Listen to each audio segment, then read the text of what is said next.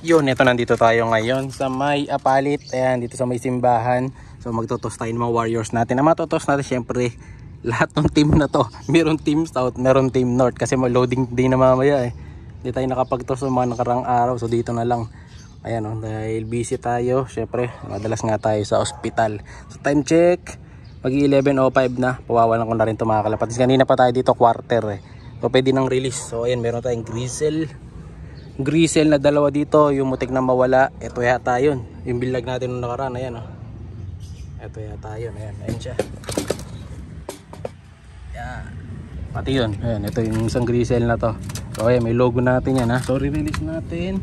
Siguro dito na lang, sa side na to. Ayan, dito natin pawawalan. Maganda area eh. So let's go na, pwede na to. Tara boy, besto. Got. Time release 11:05. Let's go. Ayan, lakad. Naiwan pa. Ayaw lumipad. Yun, dun sila dumaan sa gilid, no? Ayun, wala na sila mga kalapatig. Siya kung sana nagpunta yun. Tabi muna natin itong box. Medyo madumi na.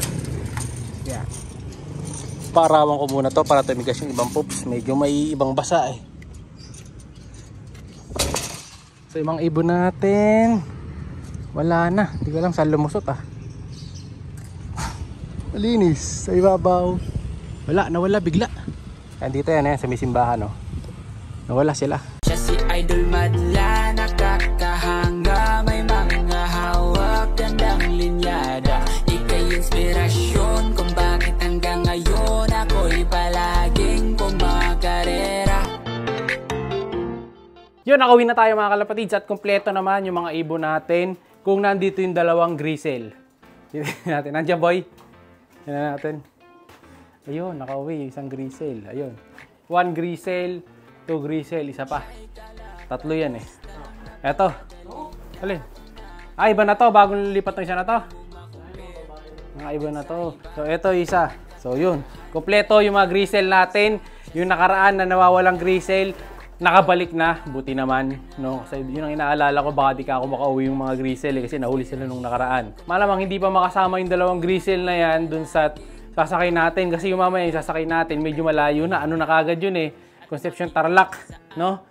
So, kung sakali, makamalipat natin ng paglalabanan nyo. Titingnan muna namin. Maglilista kasi kami ngayon din kung ilan yung lalaban natin. So ito, titingnan natin isa-isa yung mga ibon. Let's go! Bali dito tayo kasi mamimili. Ayan, sa mga lineup natin dito. Siyempre hindi kasama yung mga bata pa. Yung nakasakto lang sa ring, saka sa edad.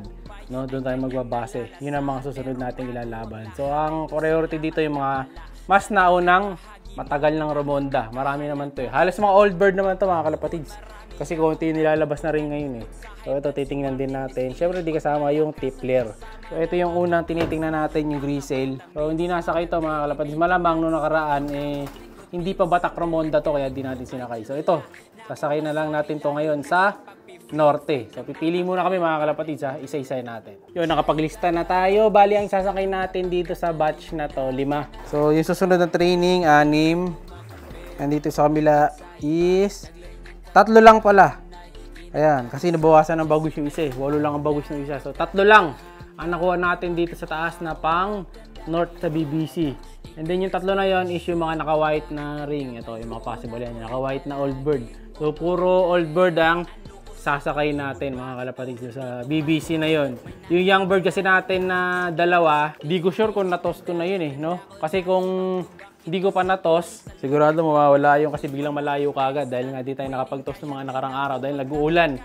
So lilipat na lang natin yun as old bird sa ibang club. Sayang nga eh. Pero ganoon talaga kaysa mawala. Sa kabila, mahahabol pa natin yung toss eh. So try na lang natin dun yung iba natin mga warriors. And then, sa Barako, may nakuha din tayo mga nando na sila sa harap. So binilang lang natin dito yung mga itotos. Ayan, yung mga itotos ko sa south. Yung iba, hindi na natin sasakayan dahil mga bata pa yan yung iba. So, wala pa sa edad dyan. Ngayon, punta tayo sa baba. Titingnan natin kung sino naman yung mala-line up doon. Kasi meron din tayong mga kaedad nila doon eh. Saka si Kobe. Sasakay natin si Kobe ulit eh. Sa North. Tingnan natin kung kaya pa niya mag-North. Ito, nakapili na tayo na ilalaban natin sa likod. So, ang ilalaban natin, syempre, yung mga all bird natin. Si Lemon, nasan? Ito?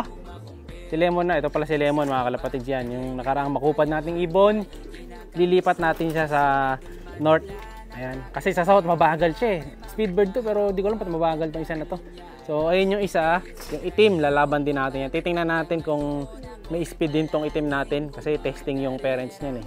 Kung may bilis. So, Jansen nga yan. Cross dun sa Speedbird natin. And then, kapatid niyan to. Ayan o. Ito mga kalapatid yung isa. Yung checkered. So, magkasunod ng sing-sing yan. Saka syempre si Kobe. Yung ating 2 times pulling winner doon sa nakaraang race. And then, lap winner. Saka first place winner natin sa grand pulling mga kalapatid. So, yan.